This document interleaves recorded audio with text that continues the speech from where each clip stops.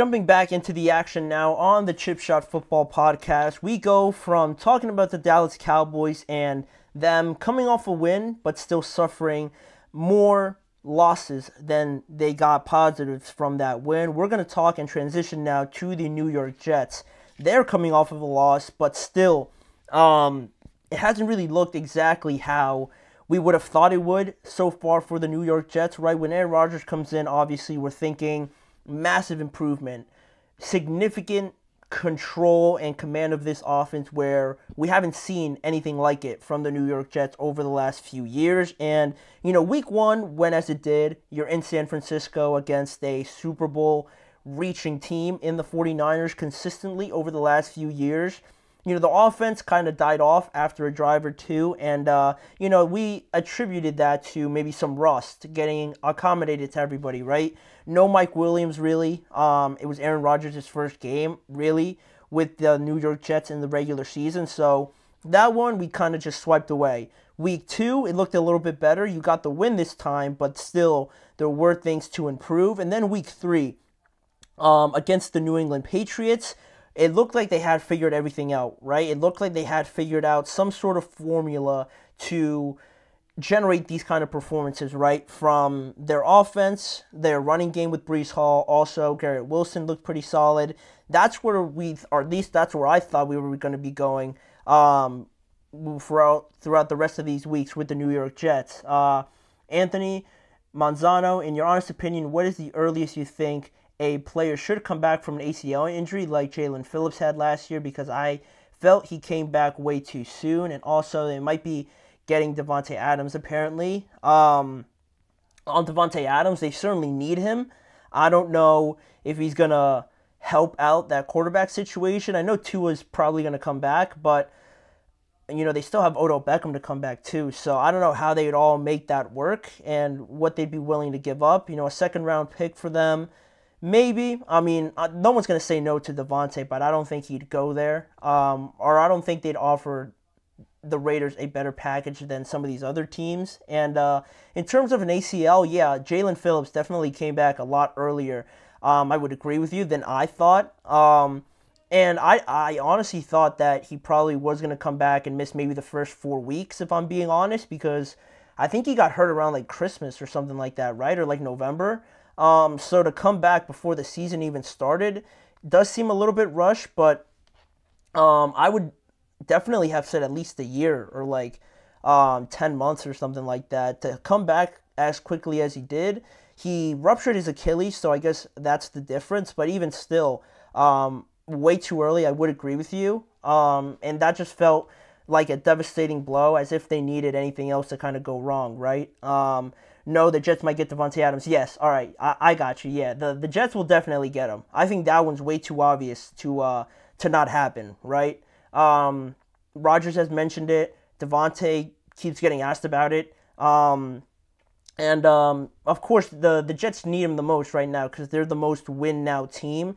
And with what I am gonna talk about with Garrett Wilson, it's gonna help their offense out a lot because of the fact that the relationship there with Devontae and Aaron, and they already have Nathaniel Hackett there. They have Alan Lazard there. So bringing in Aaron Rodgers' best friend is going to make this go a lot smoother of a transition than it appears to be going right now. And also the worst thing that could happen is that he goes somewhere else, and then Aaron Rodgers is pretty, ticked off about that, and you don't want that getting in the way of anything, right? So I think it's too obvious for him not to go to the Jets at this point, but it's just a matter of when, right? And yeah, he got injured Thanksgiving, so I would have at least thought he was going to come back in October. So, regardless of how that procedure went, he obviously felt good enough. I'm sure he got the medical green light to come back. So I don't know. Those are always varying ideas, opinions on how and when a player should come back. I would have held out longer, but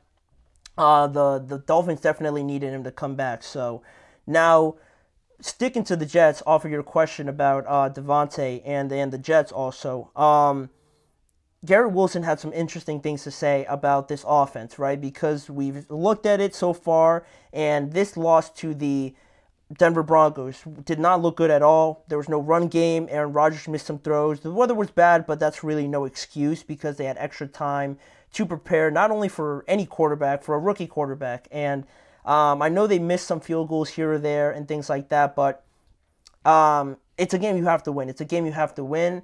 Do you think that means the Jets don't believe that Garrett Wilson is a number one receiver if they're trying to trade for Davante Adams?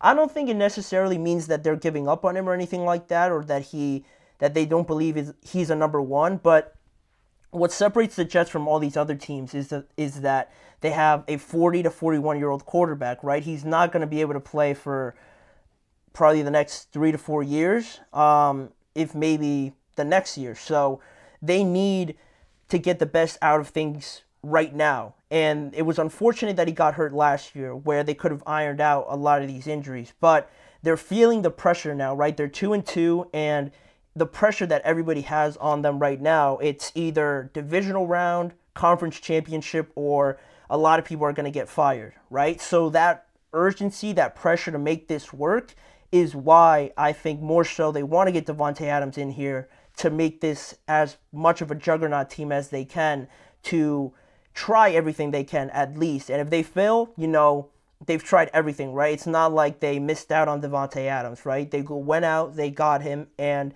if it doesn't work out still, you did everything possible to make it work out.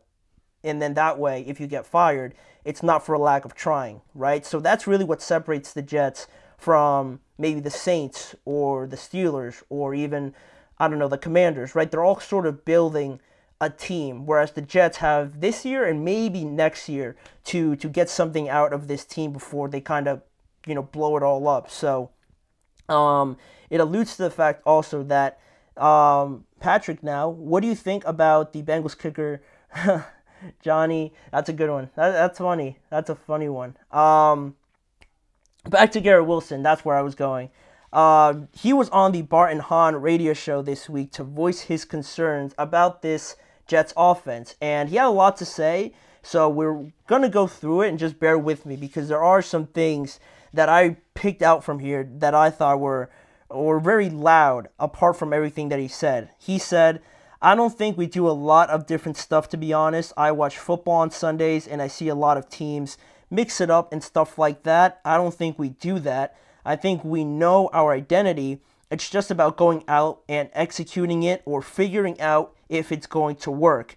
I don't think we're trying a lot of different things. I know personally my route tree hasn't been what it has been the last 2 years as far as the stuff I've been running. It's just about figuring out if it's the right identity and whether it's going to win games." And it's a lot of things I pulled out from that, but to go back to you guys a little bit off topic with the reports coming from Adam Schefter that Tua probably is going to come back week 8 with the serious concussions he had.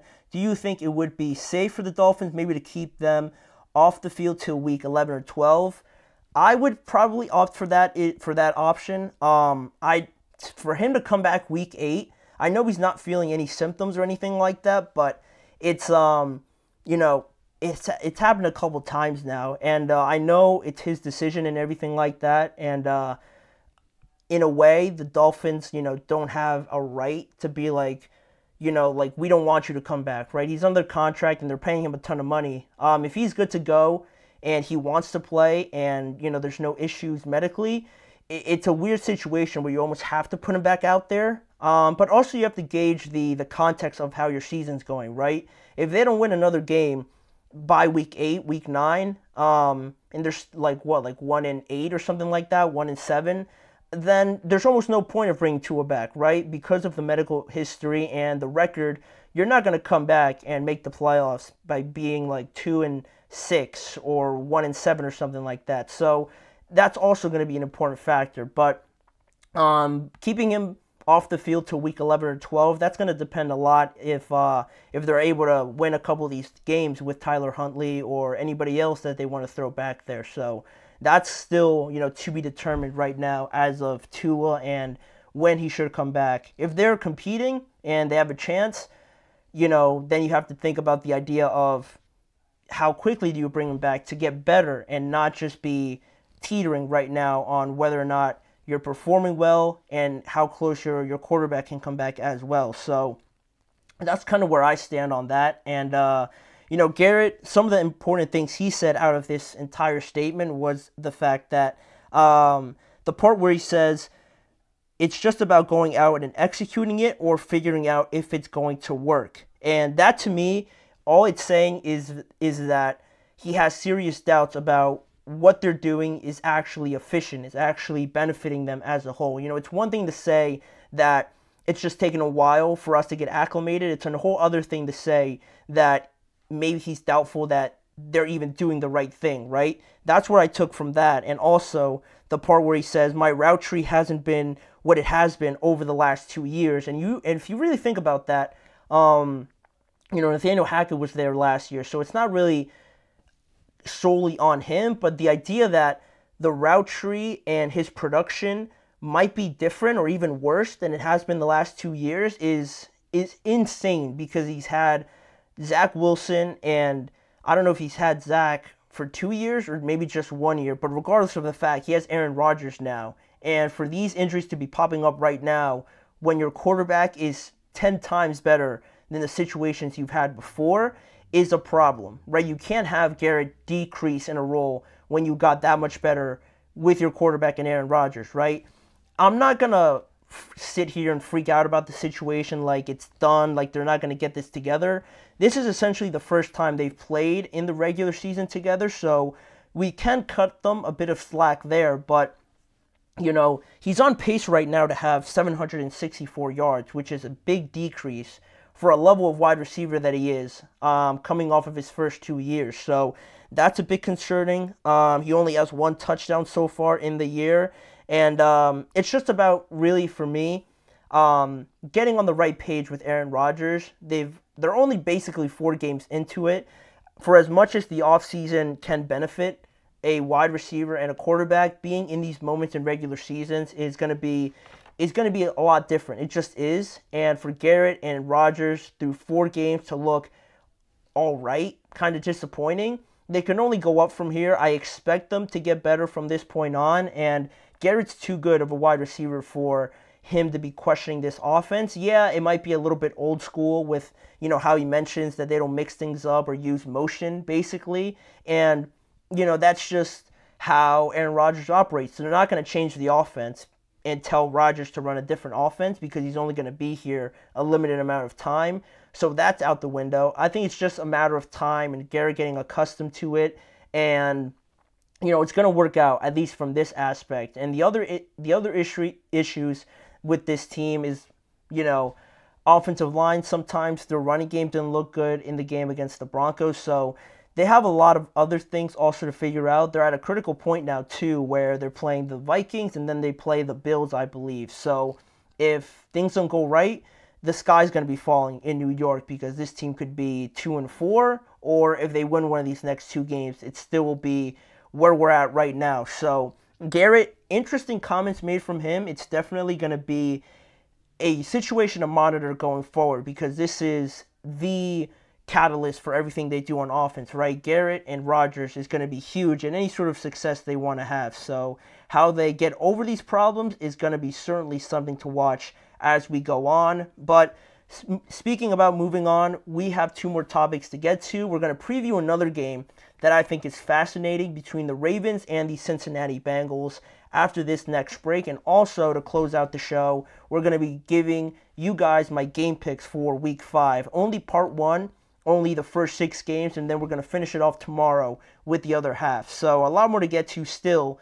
Don't go anywhere. We'll be right back.